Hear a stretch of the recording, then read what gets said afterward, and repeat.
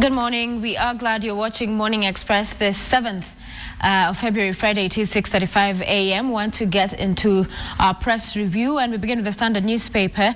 And the leads today: pay shock for members of parliament. And there's a breakdown here for you: 1.2 million shillings current average monthly pay for an MP, and 744,800 shillings total salary per MP as gazetted by SRC. 5 million shillings, that's the amount of car grant per MP.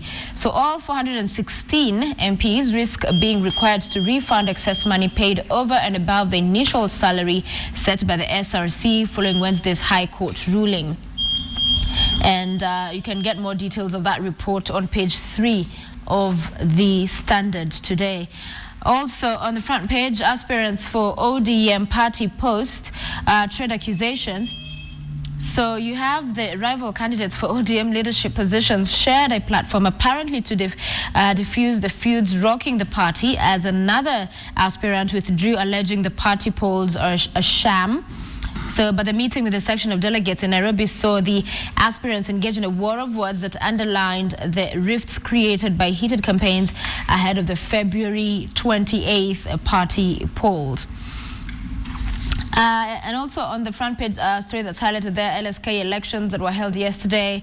Ahmed Nasser Abdullahi loses to Tom Ojenda in battle for JSC post. So Tom Ojenda will be the representative for the Law Society of Kenya in the Judicial Service Commission. And read more about those stories highlighted in page 2 and 3 of the Standard today. Page 4 is about that reprieve that was received yesterday over TV switch-off date. The hearing at the Court of Appeal will continue on Monday. So media houses want government compelled to provide equal opportunities for digital broadcasting, and the Court of Appeal sitting in Nairobi has been asked to compel the government to provide equal conditions and opportunities in issuing licenses for digital broadcasting. For many who have not quite understood what this whole debate is about, bottom line is that everybody, the whole world, needs to have migrated to the digital transmission by next year. That's 2015. So for Kenya, the conversation now is around when that will happen, and of course, as it happens, who exactly is licensed to carry the various signals.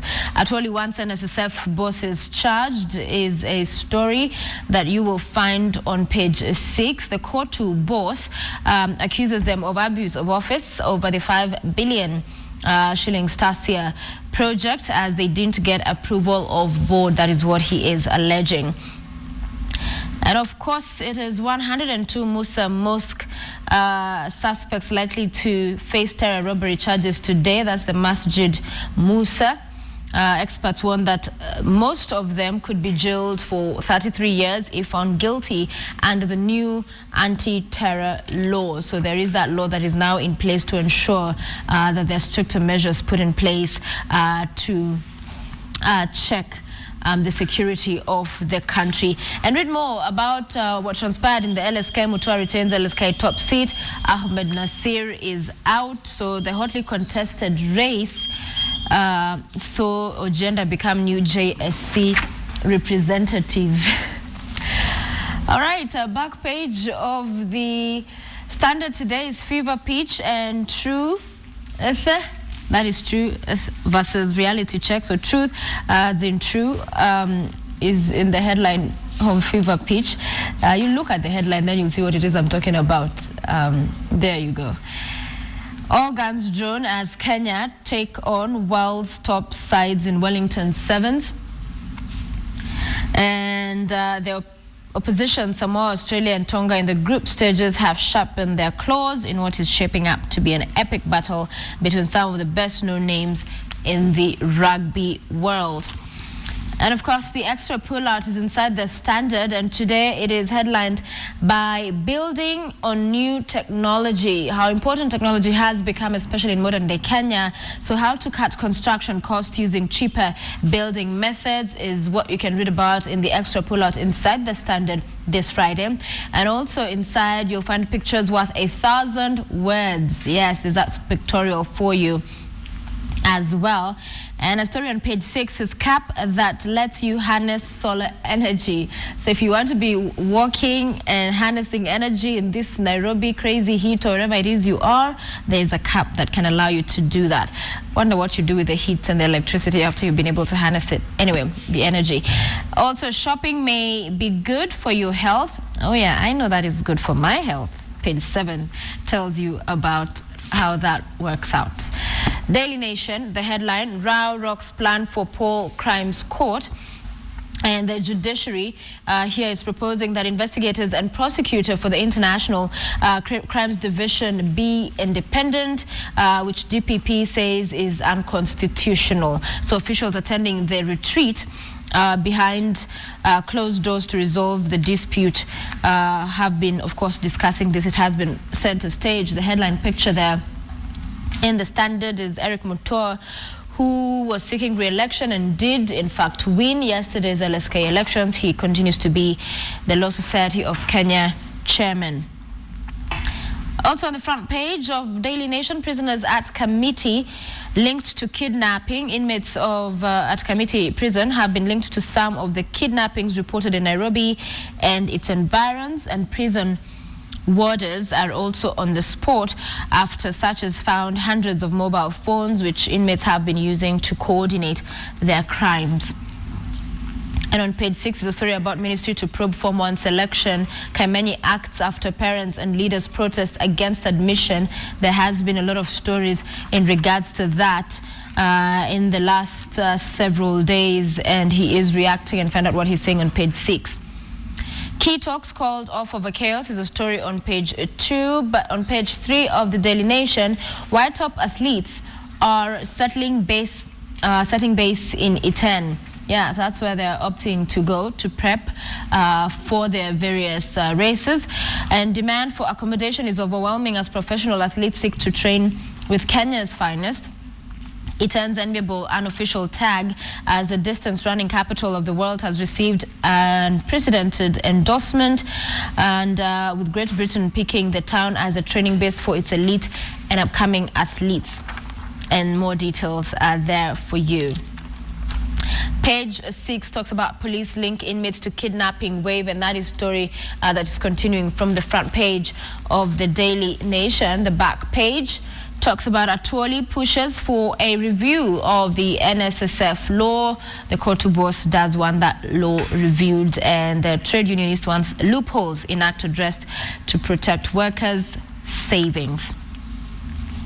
To the Star, NIS wants Masjid Musa closed over terrorism.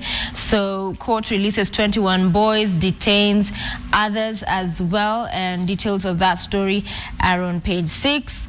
Also on the front page of the Star, Kenyans bank 200 million shillings in M-Shwari daily. Safaricom's mobile bank account, M-Shwari customers are depositing an average of 200 million shillings daily, according to its operators. Also there, ICC welcomes International Crimes Court in Kenya. And you can read more inside the Star newspaper. Rail project case set for February the 21st. That's on page 4 in the Star today. So the High Court has certified as urgent, and that is a case filed by 2 activists seeking orders to stop the Standard Gauge Railway project. And Justice Majanja yesterday directed Okiya Mtata and Wycliffe Nyakima to serve Attorney General Muigai, the Kenya Railways Corporation, and the Public Procurement Oversight Authority, as well as China Road and Bridge Corporation, with the suit papers with immediate effect.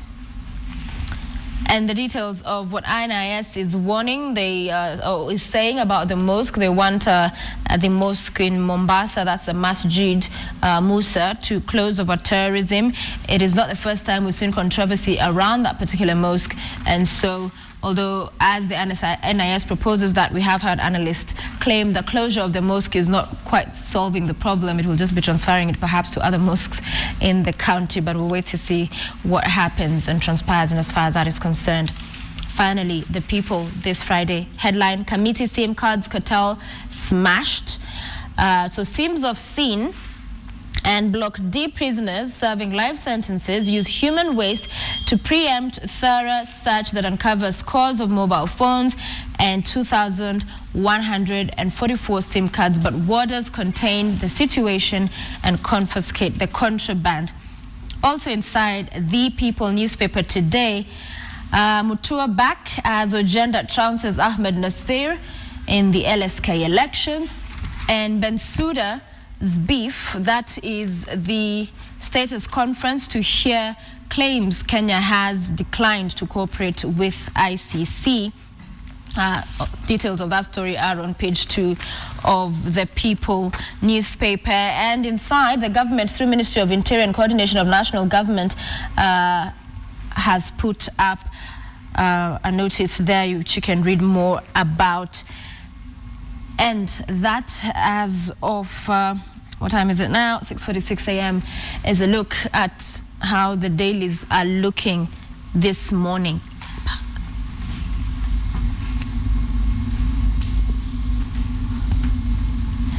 Great. And I have shifted positions so that we can get into the lighter news, less big, hard-hitting current affairs kind of stories.